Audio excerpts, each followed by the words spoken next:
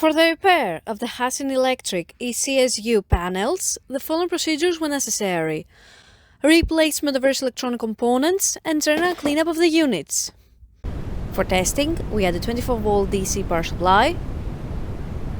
By turning the power supply on, the unit reacts, and we can see the LED indicators light up.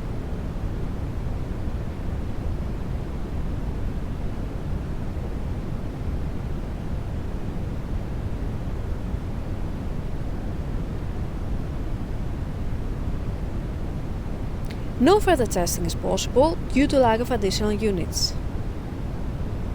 The same process is repeated for the second panel.